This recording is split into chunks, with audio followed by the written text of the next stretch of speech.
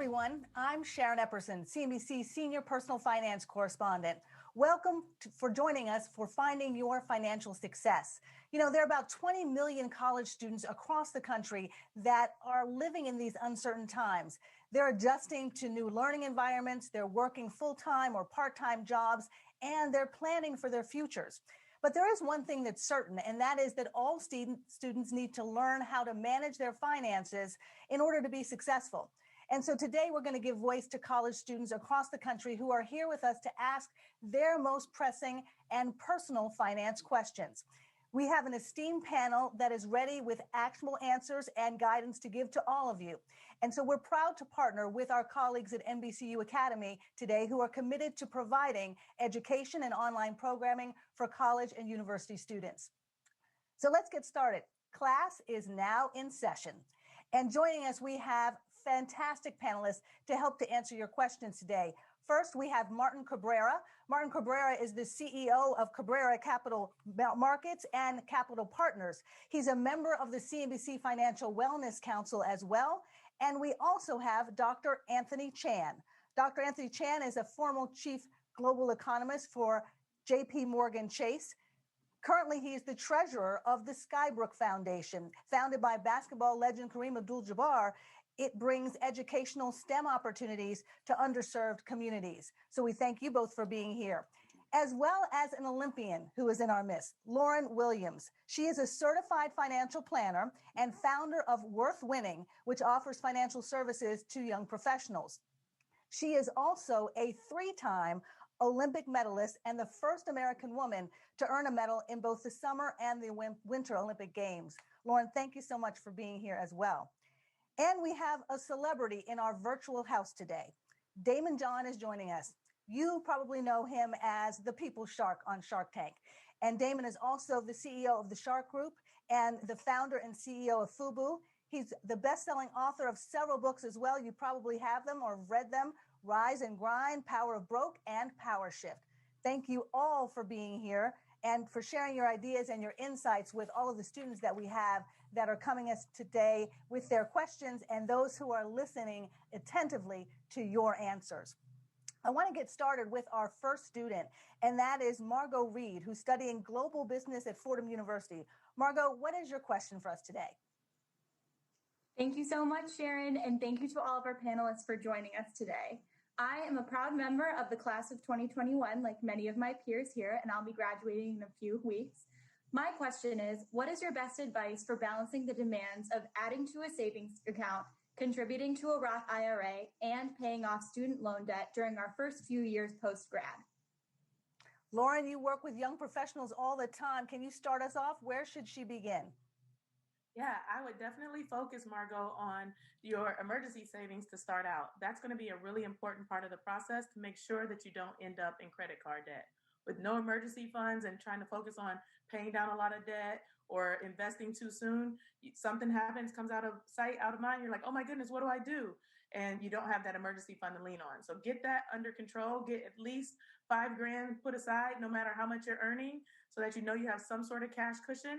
And then you can start to say, okay, extra money is left over. How much do I want to invest? How much do I want to put toward paying down debt aggressively? Lauren, it's great that you gave an actual number, because so many people want to know what percentage they should do or how much they should do. And you gave an actual number. Why do you say start with 5,000?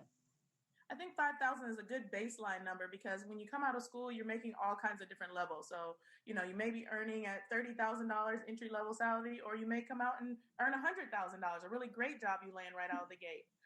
Ultimately, you want to have 3 times whatever your take home pay is as your emergency fund.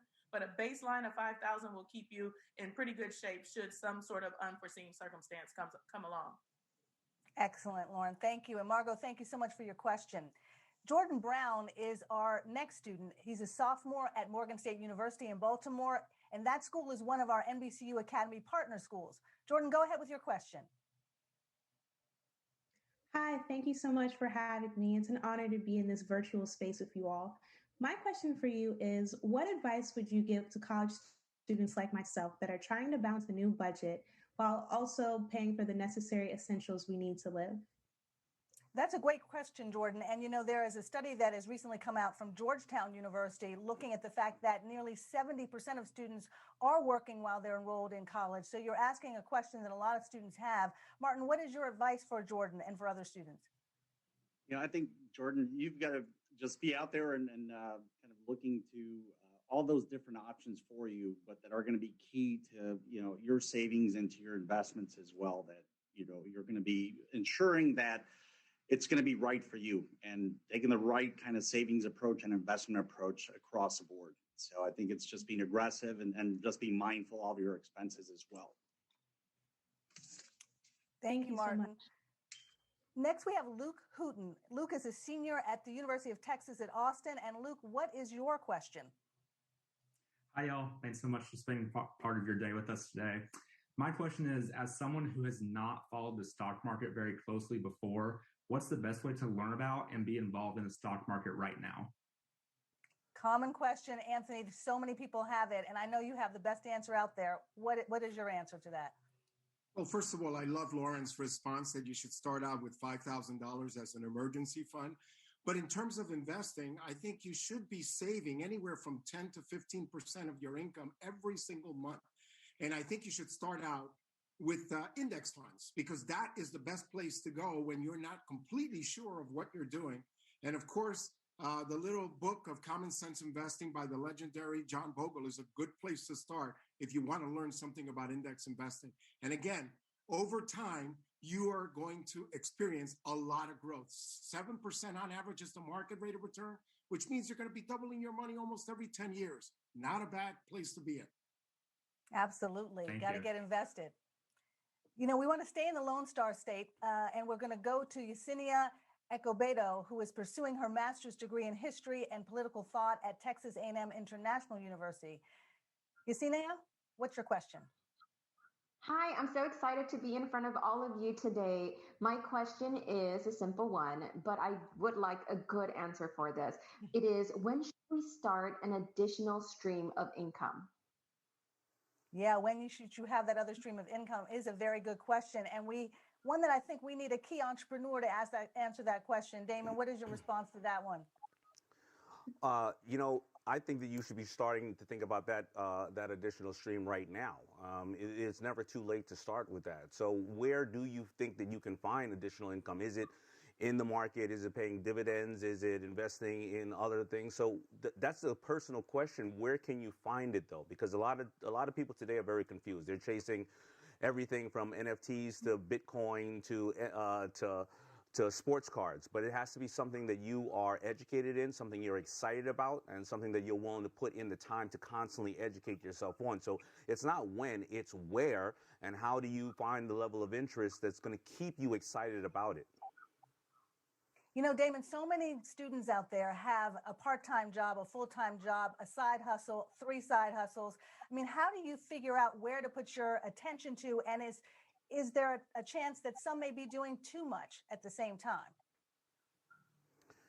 I think the liberty that it offers you to be a student, the freedom is you should be, putting, your time into a lot of different things to see what you like and what you love. Honestly, 80% of my staff started off as interns. They put in the time, they got out of school, and then they put in the time with us. And I noticed if they showed up before, the people I was paying and stayed after, and they were Swiss Army knives, they got, opportunities to be employed. Or what did they learn? They learned the business that they don't like to be in.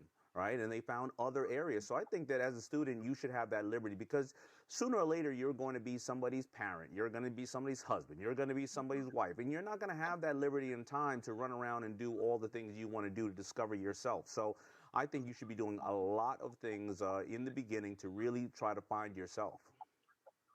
I remember somebody telling me, Damon, when I was in college, that was I ever going to get a job? I had so many internships because I like so many different things, but it did help me hone in on what I really wanted to do for my career. So working a lot of places with a lot of different type of people, it's a really good learning experience for you as you're trying to figure out your stream of income and your career goals going forward. Thank you, Damon, and thank you very much for your question. We're going to go now to Jahari Lindsay, who is a junior at Morehouse College studying biology. Jahari, what is your question for the panelists?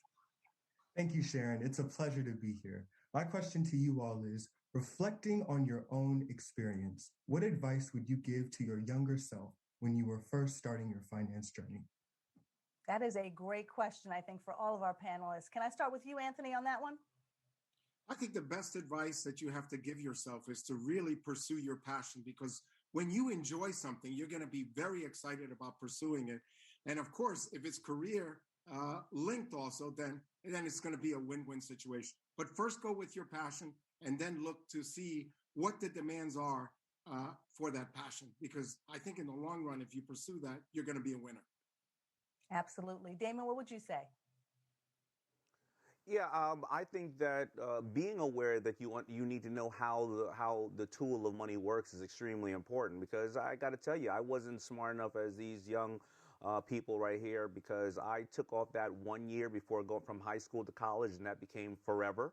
And I wasn't smart enough to invest in my future. So I think understanding financial intelligence and constantly asking yourself, how does money work, is critical, because as we opened up, Sharon, you're always going to need to understand how money works. And our school system does not teach you about this stuff. They should be teaching financial intelligence when you are, in the 3rd or 4th grade, like they teach shop. I'm not sure if anybody here is going to ever need to build a birdhouse, but we're all going to need to balance a checkbook some way or another. So constantly understanding how money works is extremely, extremely important.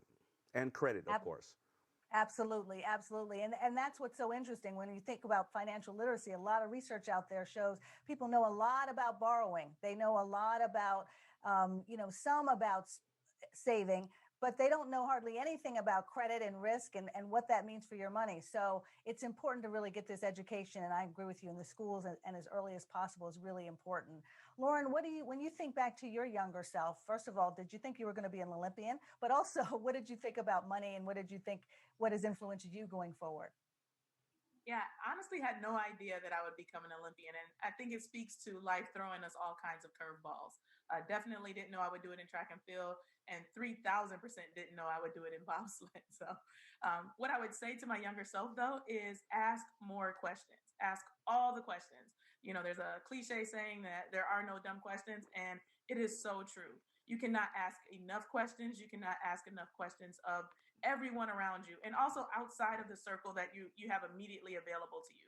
Try to ask questions of the people you bump into, your university professors, the people where you get your coffee from. Ask questions of everyone, but don't just ask the questions. Double check the answers, because you want to gather all this information, which is going to make you more knowledgeable, but you also don't want to take everything at its face value. And that's how you truly learn things. It's like, oh, I learned about this thing that someone told me. It's really great. But then you go and you do some research on it. And you're like, okay, it doesn't sound as great as they said. But I also have this idea now because I asked the question in the first place. So ask tons of questions. Great advice. Great advice. Martin, what would you say to your younger self? Sharon, I just emphasize to my younger self that you got to start early. Start investing, and whatever you have, the little amount that you have, whether it's in college, even in high school, encouraging your parents to start investing. Set aside some money. Make it a habit that every paycheck you're sending up, it may be 10 or 25 or $50, but that's something that you're going to set aside to start investing. It becomes a habit.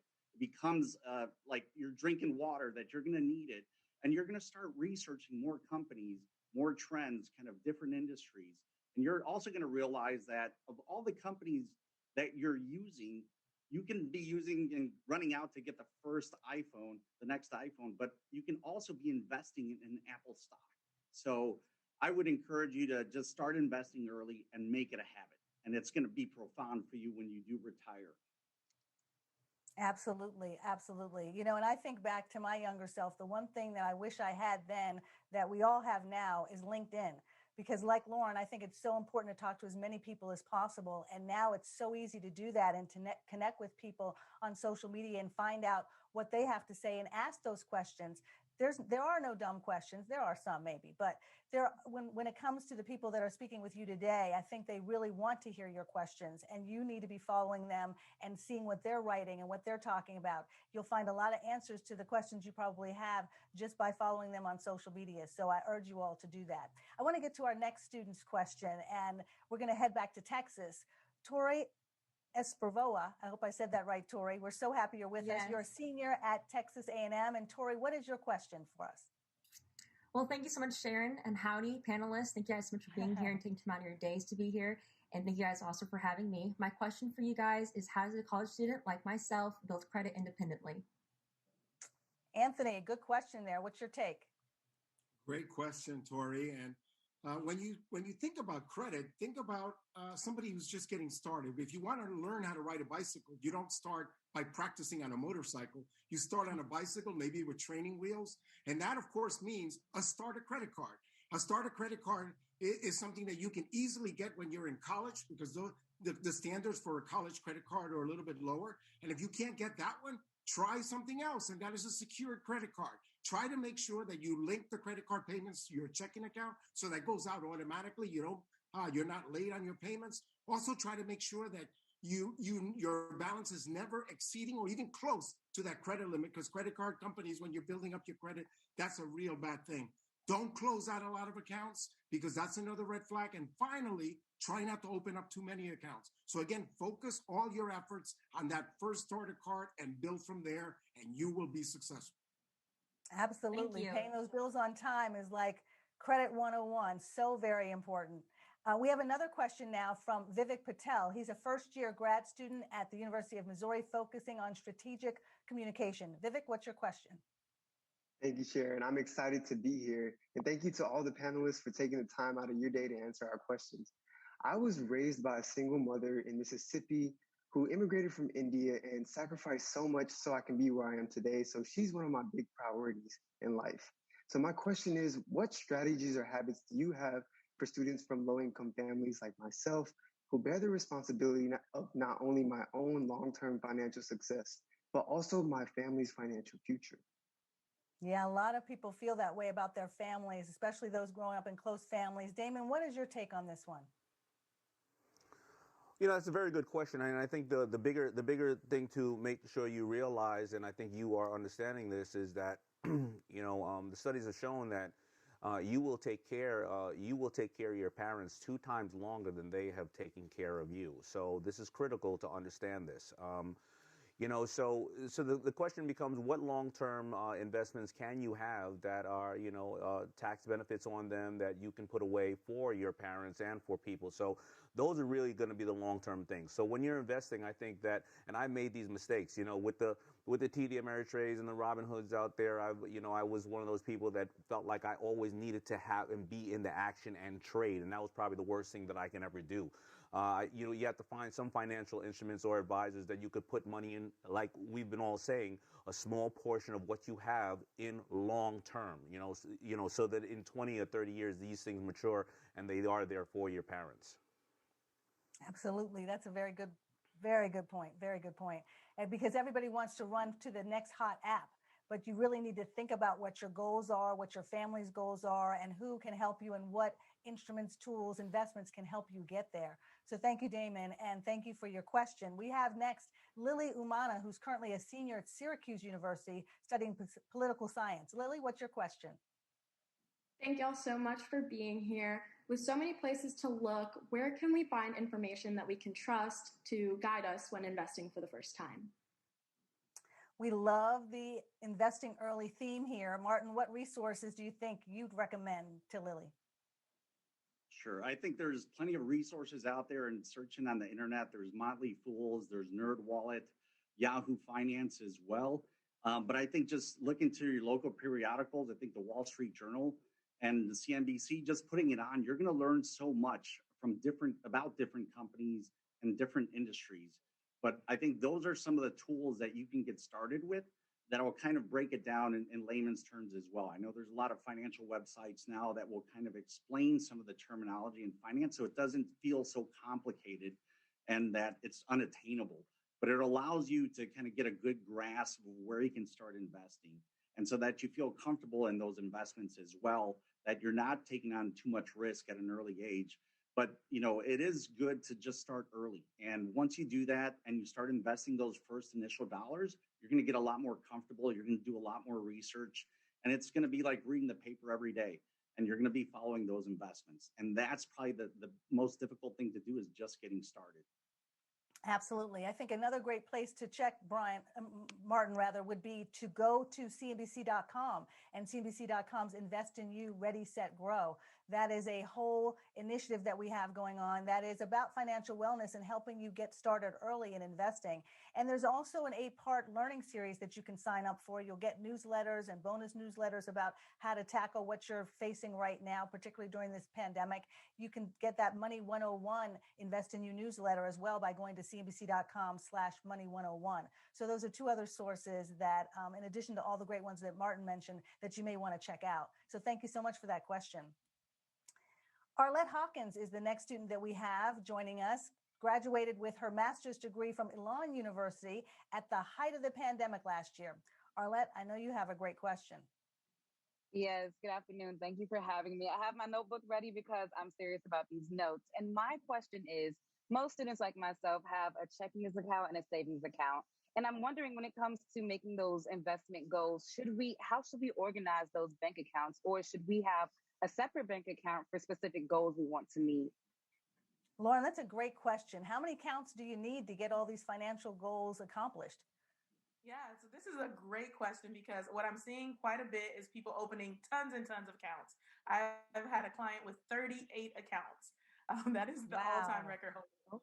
You do not need 38 accounts. So bank account wise, I recommend 3 accounts just to get started and put some guardrails in place. I'm a big proponent of the big bad B word, which is a budget, really being able to track your expenses. But if you have these 3 accounts, you'll be able to create some guardrails. So checking account for main spending, checking account for your discretionary spending, and then a savings account so that you can get saved up for emergencies and above and beyond. So if you have a clear number for your emergency fund, you know that the number above and beyond that is what you can, start moving to investment accounts and beyond. So start with 3 accounts, I think, is a really good way. That way, your discretionary account gets empty. You got to eat oodles and noodles for the rest of the month, but your bills are always going to be paid. So 3 accounts, and then look above and beyond that for your investing account. But you just need 1 investing account if you're going to do it, 1 brokerage or 1 Roth IRA. You don't need multiple investing accounts if they're not the different types of accounts. So just 1 of each account, depending on what you're trying to accomplish. Keeping it simple. Arlette, does that make sense to you? Definitely. Thank you so much. You're welcome. Up next, we have Caleb Kubright. He is graduating from Rutgers University this spring with an English degree. And Caleb, what's your question for us? Hello, everybody. Thank you all so much for being here today. I am an English major, so I love hearing about people's book recommendations. So I have 2 questions for you. What is a book that you recommend to everybody for personal finance? And what is a book that maybe revolutionized you and the way you think? Wow, that's a good one. Anthony, what do you say there?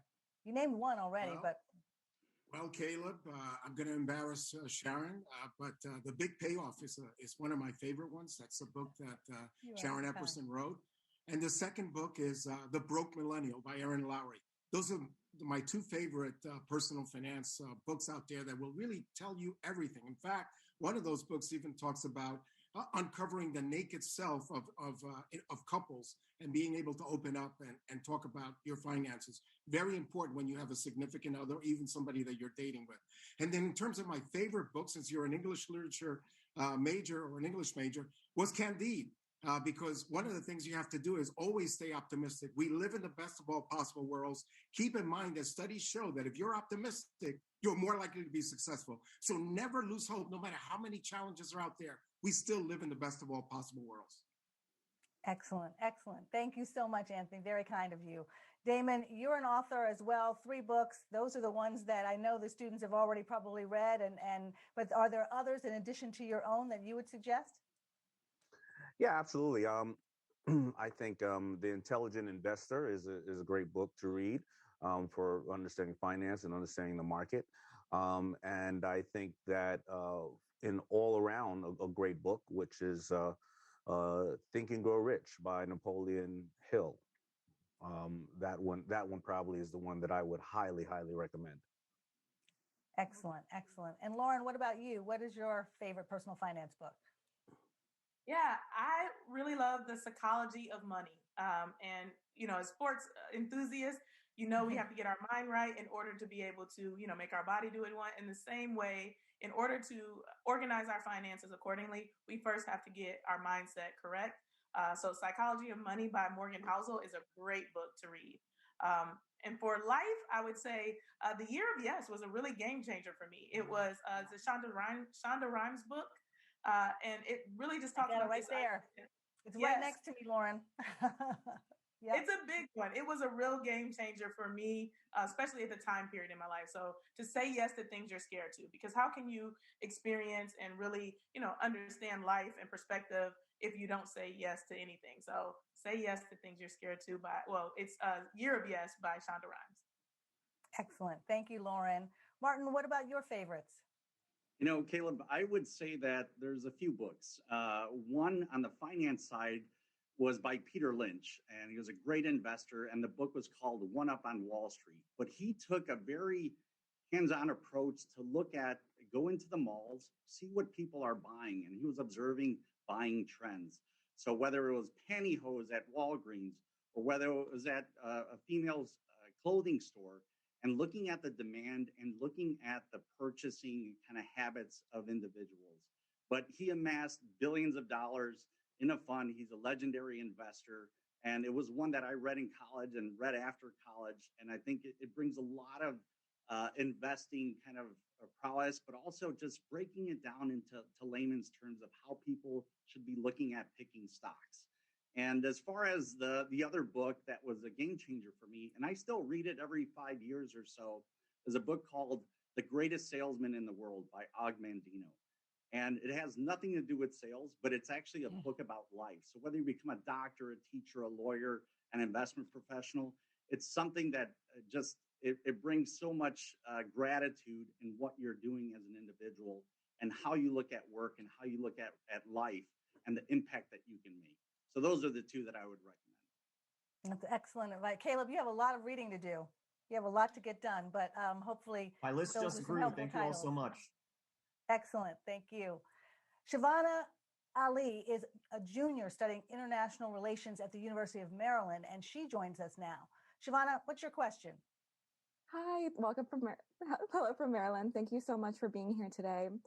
So my question is, some immigrants, like myself, have to build financial knowledge from the start. This means creating generational wealth takes more time and intentional steps. So knowing this, what actions would you suggest immigrant students make to have a secure financial future? That's a great question, Martin. I'd like to get your take on that one. Sure. Shavana, I know my family is an immigrant family as well. My mother and father came over from Mexico when they were 6 years old and 7 years old. And really, I think the best thing that you can do for your family is start to teach them, not just your parents, but your siblings, but also kind of your cousins and your aunts and uncles. I think kind of educating them on finances, regardless of what career path they may take and you may take. As Damon had mentioned, you're going to be having to deal with money and budgets and investments and 401ks.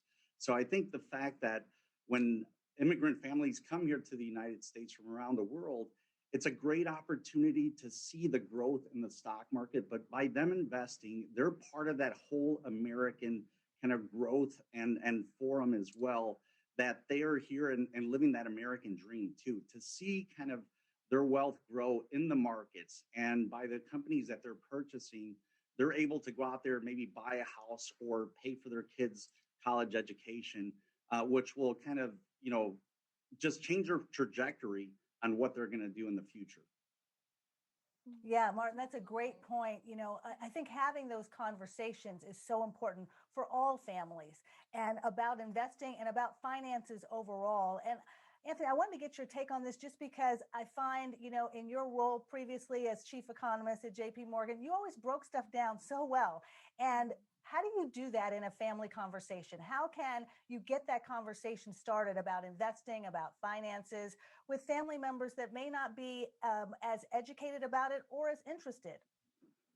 Well, Sharon, I come from very humble beginnings. My mother cleaned office buildings. My dad was a waiter. In fact, I lost my dad when I was very young, about the age of 10. So talking about finances is basically telling a story about where you want to go and then sort of trying to bridge or connect the dots as to how you get there. That's the best way to do it. Tell them, look, this is how much you will earn over the next 10, 20, 30 years. And this is why this is so important. And by the way, if you don't do it, think about what your life is going to be 10, 20, or 30 years. And then it becomes real that it is important to focus on it. Absolutely. Absolutely. I want to make sure that we get to the next student and I don't skip someone. I was just about to do that, Keegan. How could I do that to Keegan Northcutt? I want to make sure that I get to you and your question. Can you tell us what your question is, calling in from Drake University? Yeah, of course. Thank you so much for having me, and I'm learning so much good content already. My question is, how can I find a good bank that's going to protect my money long term with possible generous interest, possibly for savings account or the emergency funds? And is putting a lot of money in a bank, even a good idea? Anthony, I'm going to bring you in for that one as well. What's your thought? Well, Keegan, that's a great question. Keep in mind that the most important thing you want to focus on is the bank FDIC insured. The last thing you want to do is put money in a bank and have to worry about whether or not you have a risk of losing that money. And then the second thing you have to focus on is, what do you expect from that bank? If you expect a lot of services, guess what, Keegan? You're not going to get a high interest rate. If you invest and put your money in a bank that has a big and large reputation, again, you're going to get a lower interest rate. So what kind of services do you want? Do you just want a basic debit card to use? Then you can go with a smaller bank. Do you want more services? Like, do you want to be able to get foreign exchanges rates if you want to go on vacation? Do you want ATMs all over the place? Or do you want something super basic? You might even be able to go with a fintech company. But again, you get what you pay for. The more you want, the lower the interest rate out there. But bottom line, everybody needs some sort of a financial institution, whether it be a fintech or whether it be a bank. And then you can decide how many services you want. The more services you want, the lower the interest rate you'll get. Excellent, excellent. Lauren, you brought up that people should have 3 accounts to start off with. Do you think that they should be at the same bank or the same financial institution? I know there's some financial advisors say that keep it separate so you don't, dip into your savings and where it should be with your checking account. What do you think?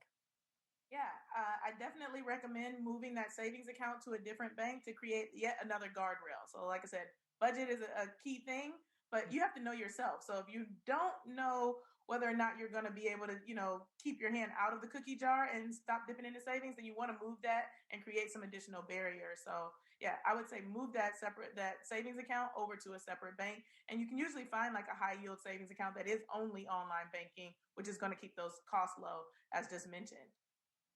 Excellent, excellent. We want to go to an NBCUAcademy partner school, a student from one of those schools right now, and that is Brandy Smith from the University of North Texas. Brandy, go ahead with your question. Thank you so much, Sharon. Hi, everyone. Thank you for having me. My question for you all is, I plan to move to LA from Dallas following graduation next year. What advice do you all have in terms of saving to move across the country? It's a great question. Lauren, do you have any thoughts about that one?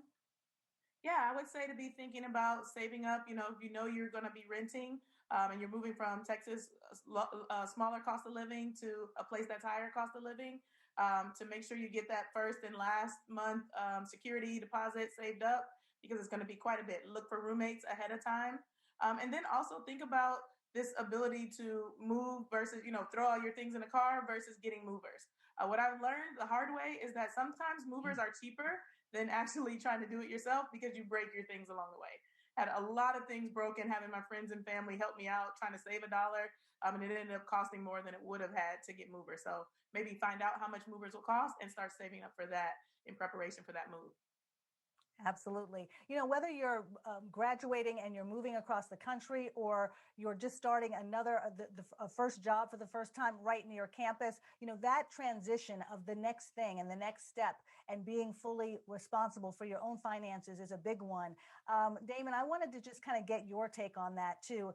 In growing your businesses, in moving and changing in terms of the things that you've done throughout your professional career, starting out and getting that savings going for project A, project B, or just, the first thing that you're starting to do. How do you get started? What would you say students should be doing?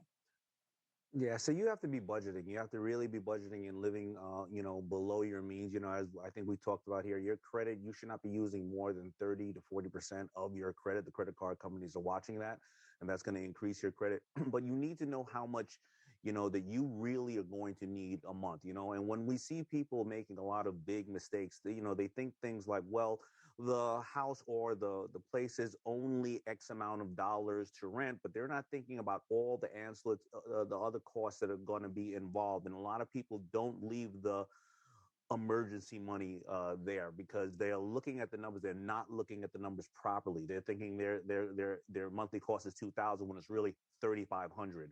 And a lot of people tend to live beyond their means. And this is a critical time to live much lower than what you need and put this money away so that it can mature for you. So it's really about understanding what you're really, really doing and how many times you're going to go out to eat, how many times you're not going to go out to eat. I mean, all those things are super critical in the beginning years. Absolutely right. Absolutely right. We want to head now to Ohio, where Brianna Bryant is a senior studying accounting at The Ohio State University. Brianna, what's your question for us today? Thank you so much for having me. So after graduating with my master's this May, I will be starting full-time with Deloitte this fall. So my question is, why is it important for students to understand their benefit packages before starting full-time with the company? Wow, that's a great question. Anthony, can you answer that one for Brianna? Yeah, I think that right now, one of the things that you have to focus on is exactly what are your long term goals. When you figure out your long term goals, those things actually start falling into place. But again, you have to have that long term vision of where you're going when trying to make that decision. The biggest benefit, Anthony, that everyone is, focused on, or many students are focused on, is the 401k. Can you explain a little bit about how that works and why that's important? I think, Sharon, the 401k is so important because in many cases, you're able to save that money tax free because the government won't charge you any taxes on the money that's going into that 401k. And then as a bonus, a lot of companies will even match those things up to a certain level. So you're getting an instant rate of return, high octane savings right off the bat. So to me, entering into a 401k program should be the first thing you do and the first thing you think about, even before you start thinking about saving money on your savings account or even putting money in a savings account or checking account in your bank. That 401k is probably the first stop that you should make, again, with that focus on where you want to be. Because again, at the end of the day, you want to make sure that you are protected as you enter your retirement years. And Sharon knows this because she's reported on this many times. It's very sad that a lot of people at their later stages in life realize that they never took the time to do it. Well, Brianna, you have the time. You're a young person. Please do it. And everybody else out there in college, please make sure that you start early because the earlier you start, the better off you're going to be. Excellent, excellent, really important. And Martin, I want to bring you in really quickly on this one also, just because people know now that they need to open that 401k as soon as they start the job. And one of the key benefits that they're going to have is that 401k. But how do you get started investing in it? What is the first investment you should choose, since so many companies have different types of investments? Yeah, I think for any of those options, it's you have to go with what you feel comfortable with. And even speaking to some of the other colleagues that have been doing that, getting their advice and guidance as well. But just to start is important. And whether it's index funds, as Dr. Chan had mentioned, is a great way to start. But Brianna, the fact that you're even thinking about benefits is great because benefits equals money. And you should be looking at the 401k, the matching dollars. They might even have a gym in your building that they're going to offer that you're not going to have to pay out of pocket. So those are expenses and additions that you should be looking at, not just the paycheck and the salary, but all the other benefits that are going to equate to a better way of living and for your investment. Background as an Olympian, I'm sure mindset was very important there too. Is there a correlation? Oh, very much so. And I think one of the things we come up quite a bit against is, what we experienced in our childhood or, upbringing that affects our mindset. So if you heard all the time, money doesn't grow on trees or I don't have it, all these things that are scarcity, you might start with a scarcity mindset, even if you're not in a scarcity situation. So to really do some reflection on what are the things I heard, how might they be limiting me? What do I want to accomplish now? And where do I want to go in the future? will help you get your mind in a space to be able to say, okay, blank slate, what do I need to do? Let's grind it out and let me be motivated toward my goals and my values. Awesome. Martin, what do you think is the key to financial success? I think the long-term vision is going to be critical. That's what you need to focus on, Ashley, because as other panelists had mentioned, it's not a get-rich-quick scheme. It's really to invest. And you're not going to have a lot of success when you're younger. But that 401k, those investment portfolios are going to grow over time. And what you think about when you're 22 is going to be different when you're 32 and 42. But as you build up that portfolio, you're going to have different options, regardless what career path you take and what profession, and hopefully it's something you're very passionate about, but you're going to maybe decide, I don't want to work till I'm 65. I might retire when I'm 45, but because of my portfolio that I've invested in, it gives me that liberty and that financial freedom to do that. And that's something that's really key and that you should be looking at. So don't worry about what's happening with the Joneses and Tesla's up over 600% or some of the other stocks. You invest in companies and in mutual funds that you're comfortable with and that you're going to kind of invest and put away and not even look at for 5 years or 10 years, but you continue to invest. And there is where you're going to see the biggest benefit when you're 32 and 42 and 52. Absolutely. Absolutely. That's a great point. Damon, I want to switch it a little bit for you and ask you a question about the key to financial success, what you thought it was when you were starting out as an entrepreneur, as a young adult, and what you know it is now. Yeah, so I didn't know what I didn't know. It's about being disciplined and understanding what does that look like? What is financial success to you? Is it being able to work 6 months out of the year and living on an island the other 6 months and being with your children and your family? Is it that the register is ringing when your head is on the pillow because you have various streams of income? Is it being part of companies that you really find fascinating? I do diversify my portfolio, and I got to tell you, what taught me financial success is looking at this crazy guy named Jim Cramer many, many years ago and watching him and keeping that on every day. And over 2 years, I started to really understand what was going on. And as I invest today, I only invest in companies that I feel if they go away, they will disrupt people's lives. If Facebook and Instagram go away and we have to find all those pictures again, oh boy, we're in trouble. Or if Amazon goes away, I can get out of my house in the morning because my wife will no longer have a wall of boxes in front of my door. So her life will be disrupted. So, it's all about having this discipline, of course, putting away what you can systematically over the years, understanding your 20-year goal, your 30-year goal, and also being in things that you absolutely love. I think all the panelists kind of echoed that in so many different ways. Yeah. One thing I would say, Damon, I wrote the book that I wrote that Anthony mentioned is for couples, but it really is for everyone. And it's about 8 steps that you can take to make the most of your money and live richly ever after. And when I wrote this book right before the financial crisis in 2008, when it was published, I know people were thinking, what is she talking about? Get rich? I just lost everything. But I'm not talking about riches in that way. It is having a financially fulfilling life. A life that allows you to have the freedom to do what you want to do. And to me, one of the best ways to be able to do that is to also protect your money.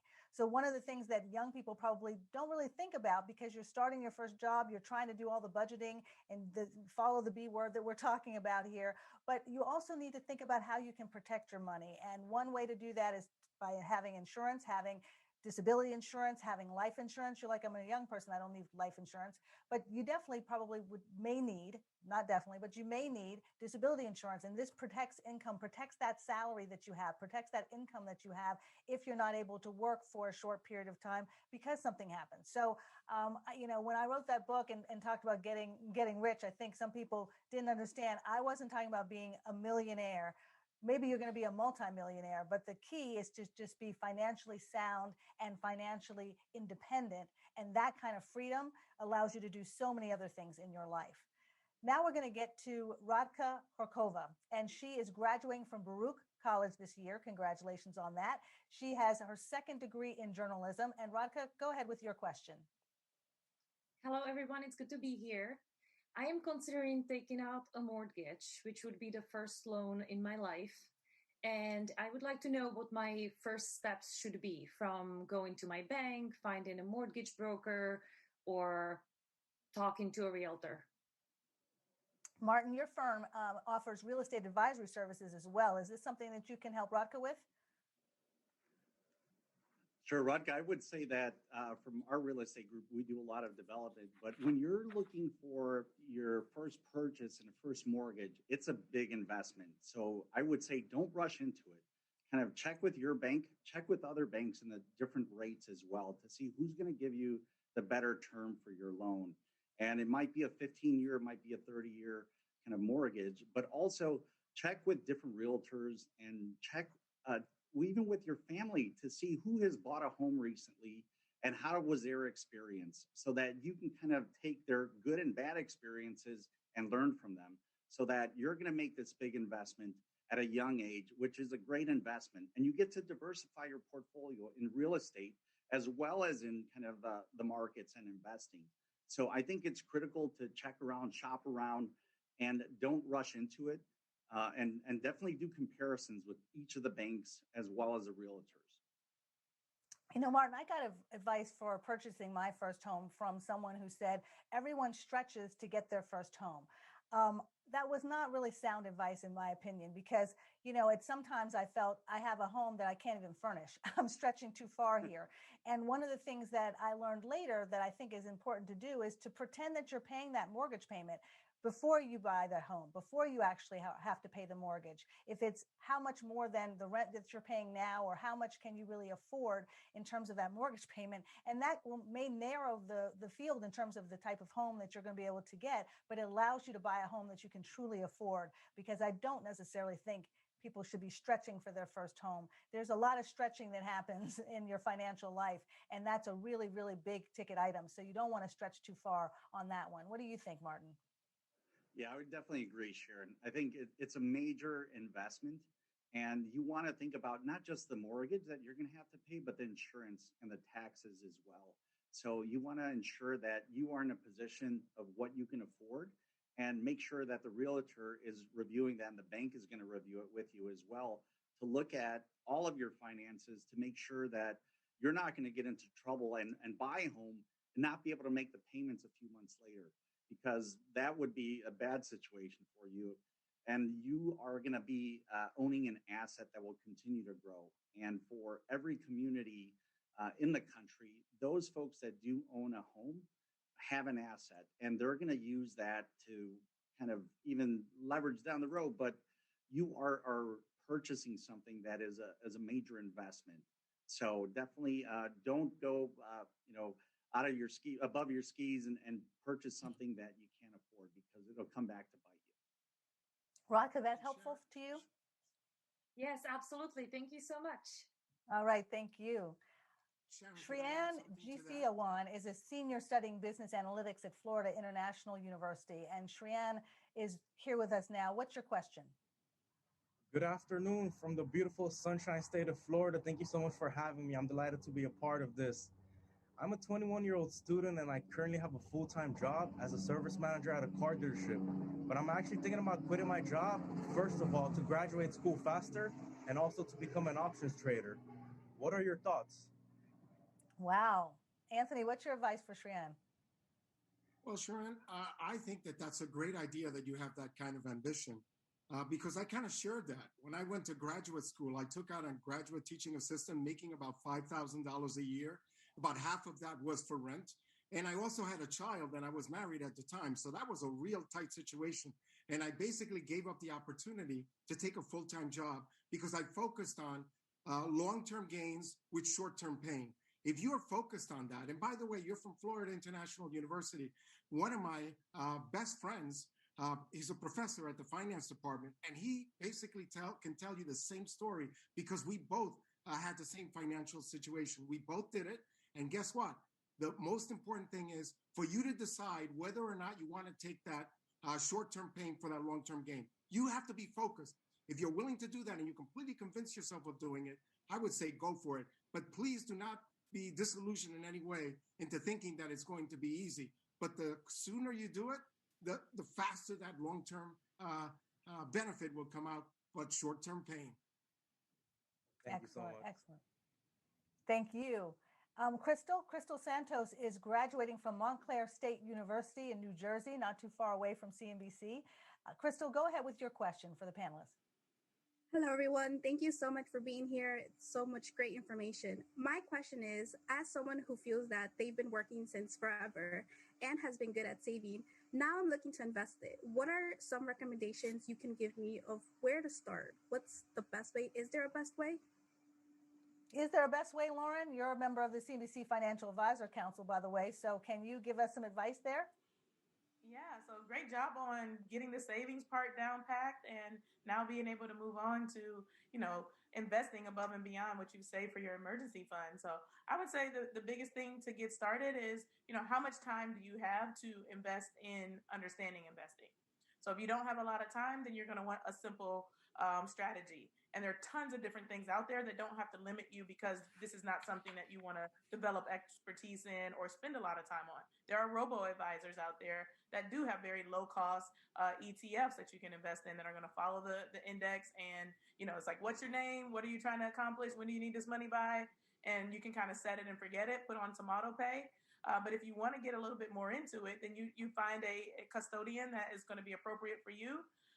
You look into the various things that are available. So learn what an ETF is, learn what a mutual fund is, understand why it's going to be a hard thing for you to, pick one or two stocks. So everybody's like, oh, these are the three great stocks right now. You're not very well diversified in that regard. So how much time do you have to invest in understanding investing and then choosing a platform that's going to be appropriate based on your goals? So that's, like I said, something robo-advisor, choosing mutual funds or ETFs that are already set up, or, building your own portfolio, which is going to take the most time and require the most investment of knowledge. Lauren, a lot of folks have questions about robo-advisors and how to find the best one. Are there 2 or 3 questions you should be asking yourself as you're trying to find a robo-advisor? Yeah, I would look at what the robo-advisor is investing in. So they do share that information, and then also expense ratios. So understanding how costly it's going to be to use this kind of automated option. In general, they're relatively cheap in comparison to hiring a full-time financial person. But you also do want to always be cognizant of what they're choosing on your behalf, and then also how much is it costing me for them to make these choices on my behalf. Great advice. Thank you very much. Now we have Jessica Kawachi from Stony Brook University. Jessica, what's your question today? Hello, from Long Island, New York. Thank you so much for being here. My question was, I'm graduating soon and going to get my first adult job. What steps financially could I take when saving in doing so? Martin, what do you say? Sure, Jessica. I think, saving is great, and you want to put aside money from every check to put away towards saving, but also investing as well, because you're young. You probably don't want to be investing in bonds, but you're probably going to be looking more towards stocks or mutual funds. And based on where your knowledge is of the markets, you can allocate some of your money towards, if it's S&P index funds or even ETFs.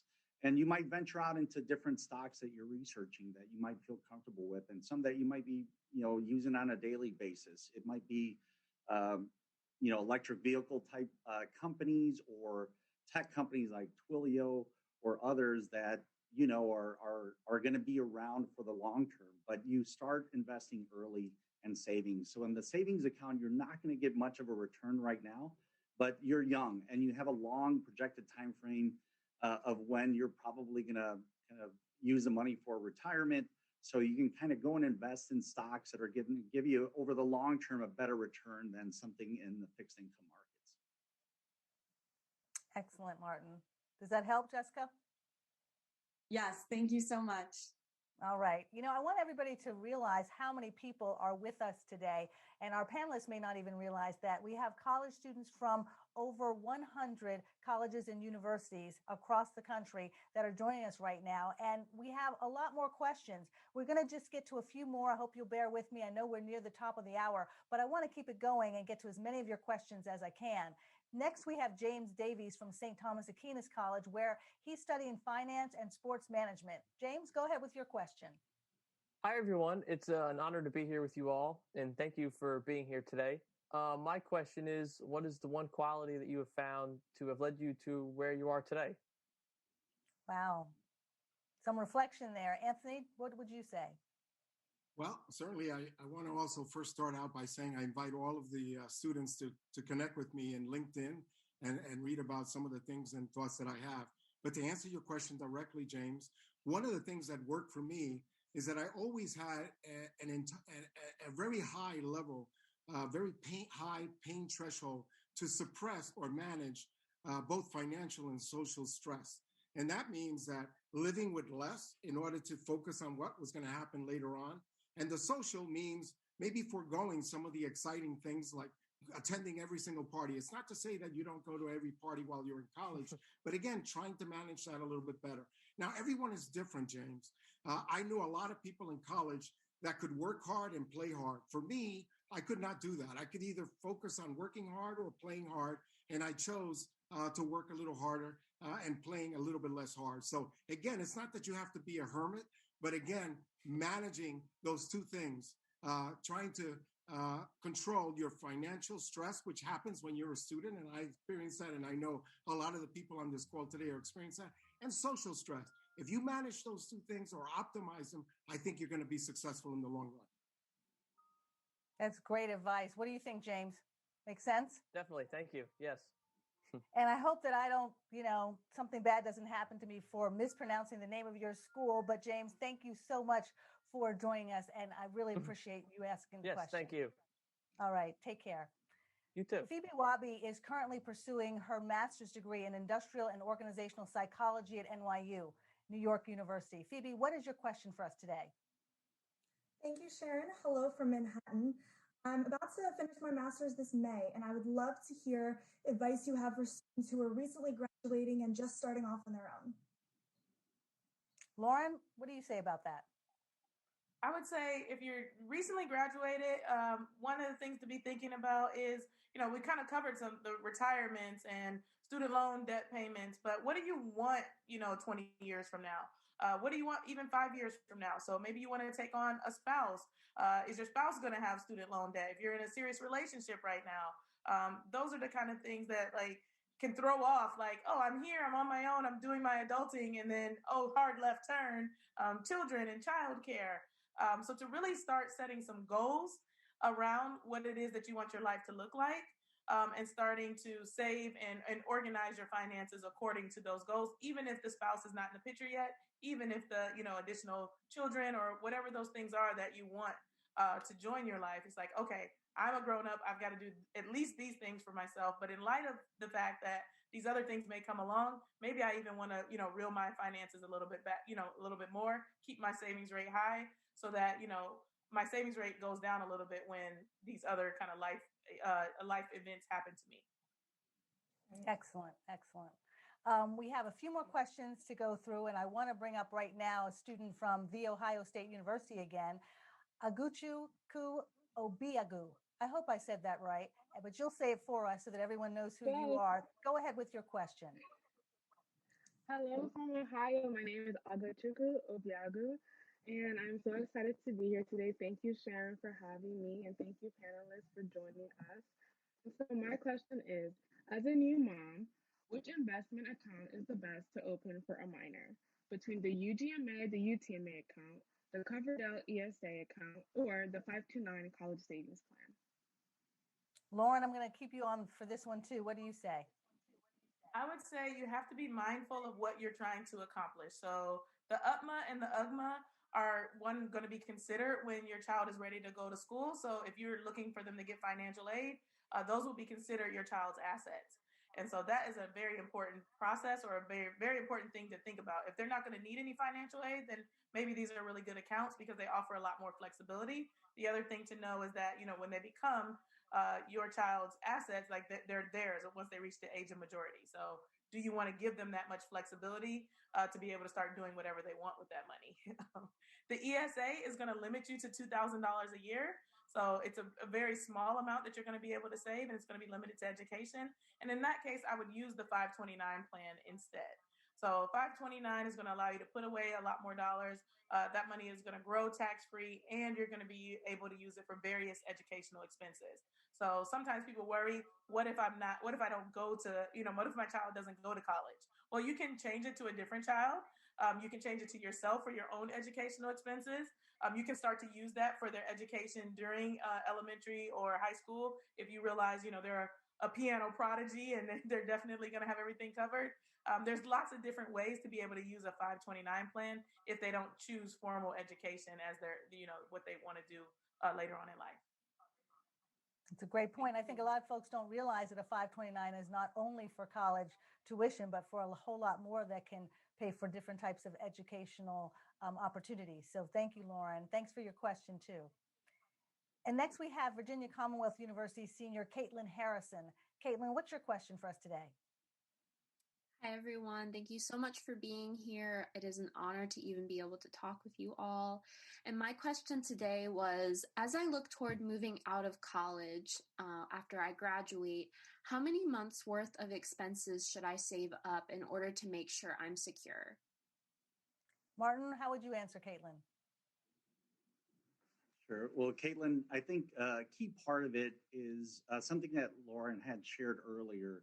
You want to be thinking about even getting your first job, but also should something happen where you were to lose your job, having put away almost 3 times or 3 months worth of expenses. So if your monthly expenses are $3,000 and you want to have $9,000 saved up, 3 months kind of put away, that you have set aside. And I think for all of the students, they're probably contemplating, do I want to move back with my family? They probably don't, but that might be a way to start saving some money so that they can kind of get into their job, start making some money, and start investing it as well so that they're better prepared to go out there and rent an apartment or even buy a townhouse or a condo or even a home.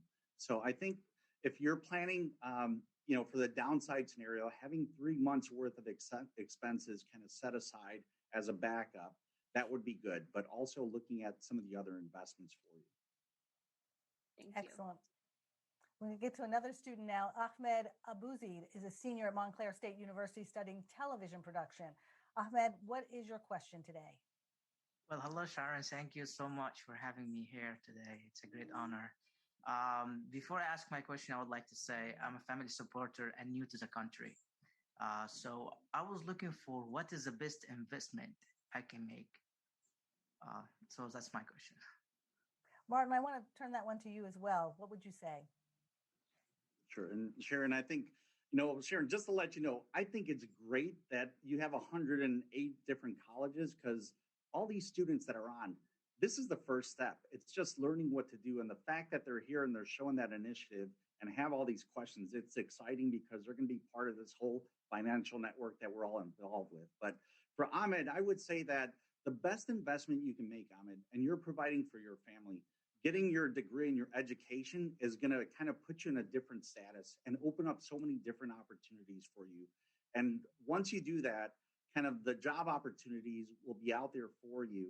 And you can look at what the salary is, but also what the benefits are. And thinking about the healthcare costs, since you do have a family, the benefits is going to play a big part of it because it's not just the salary amount, but what are you going to be paying out of pocket every 2 weeks going towards some of your healthcare costs? So I think that's something you want to think about as an expense. But also, if you can take some of that money and set aside and start putting into a 527 plan for your family as well, if you have 1 or 2 kids. But that is going to be helpful to your kids, but also if you can have some money for that you're starting to set aside for your portfolio as well. So taking all of those into consideration and doing what you can when you go out there and get your first job after graduation. Excellent. Excellent. I hope that helps. We have another student now, Mei Jun Leg, who is studying advertising and public relations at City College of New York. That's another NBCUAcademy partner school. We're so glad you're with us, Mei Jun. What's your question? Hi, good afternoon. Thank you for having me today. I would say many students like myself are just starting building their credit score. So my question today is, how can I effectively raise my credit score and how can I use the money I have on hand to invest with no or low risk?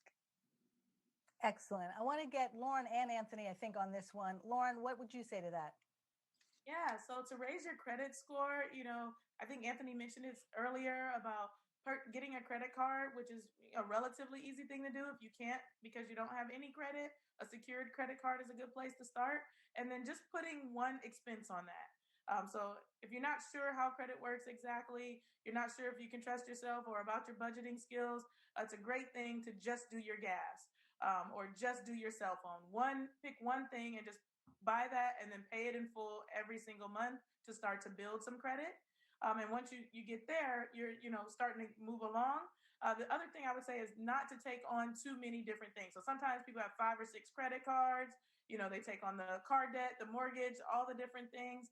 So you want to keep things very simple initially and realize that credit is a means to acquire debt. And ideally, we don't want to take on tons and tons of debt because that impacts our net worth, and we got to pay it back at some point. So you want to be really mindful when you're taking on debt. And then, as it pertains to investing, I would say, make sure that you're ready to invest. If we're talking about debt and investing in the same sentence, it's like it might need to prioritize paying down debt or raising your credit score, and understand too that if you make a mistake, those mistakes usually stick with you for about 7 years, 7 years before something drops off. If you make a small mistake like being 30 days late, it doesn't impact your credit score too bad. So once you're 90 days behind, that's when you're going to be in big trouble, and they're going to start throwing big red flashing lights on your credit score. So just to be very mindful of staying on top of your finances, I think is another key factor. Lauren, there's another term that often comes up when it comes to credit score that I would love for you to explain, and that's credit utilization ratio. Sounds very complicated, but why is that important to your credit score? Yeah, Damon mentioned that a little bit earlier. It's important because what you're using. So let's say that they give you a credit card and it's a $10,000 amount that you're able to use. So that's the available amount that you could spend purchasing whatever you want. Well, you are not going to want to spend more than $3,000 on that card before it starts to negatively impact your credit. So if you spent more than $3,000, that's more than 30% of what is available. So you're utilizing more than 30% of that debt. And they're saying, hey, this person is using quite a bit of what they have. So they're probably not in a good financial situation. They're taking on quite a bit more risk, and that's going to make your credit score start to go down.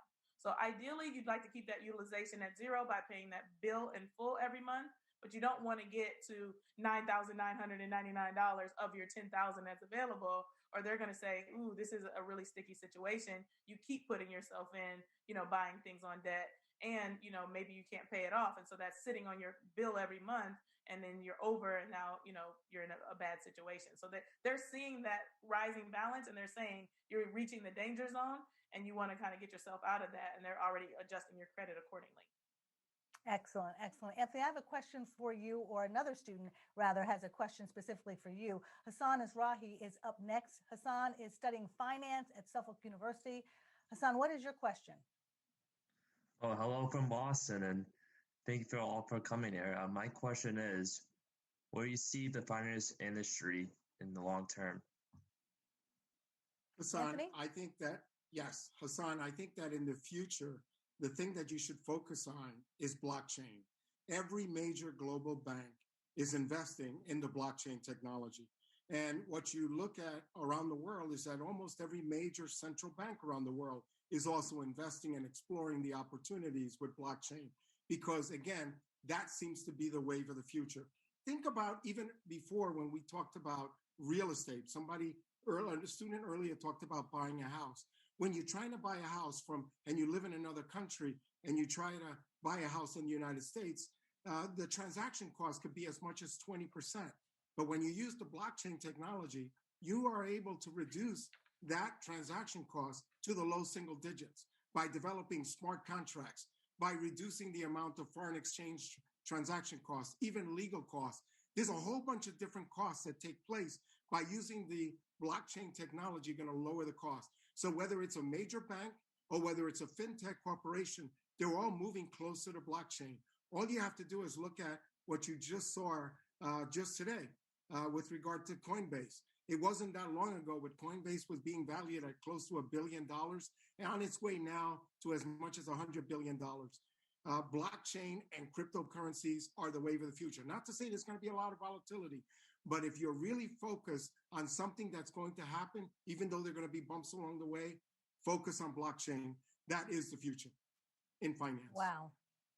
Yeah, I mean, that is the future, and that's what we report on CNBC so much. If you want to learn more about that and what you need to know, definitely go to cnbc.com to learn more. But also make sure that you're following all of our panelists to hear what they have to say, whether it's about blockchain or about your 401k, about other ways to get started investing. We've had a fantastic time here with you all today, and I hope you've gotten something out of it. I want to thank you all for joining us. Thank you so much to all of the students and the recent graduates who had so many fantastic questions, to our experts, to Martin Cabrera, who we should also mention is a member of the Latino Donor Collaborative. Thank you very much. And Dr. Anthony Chan, Damon John, Lauren Williams. You've had so many excellent answers to the students' questions, and you've been so generous with your time in being here with us today, and we really appreciate your insights. So thank you very much. And we really especially want to thank NBCU Academy for bringing together many of the partner schools, for having us and encouraging us to have colleges and universities, even beyond the partner schools, to join us today. And it has been a terrific experience to be with NBCU Academy and doing this event. If you want to learn more about NBCU Academy, please go to NBCUAcademy.com. And if you'd like to watch some clips from today's event and learn more about many of the topics that we've been talking about, go to cnbc.com/investinU. For CNBC, I'm Sharon Epperson, and remember to always invest in you. Thank you very much for being here.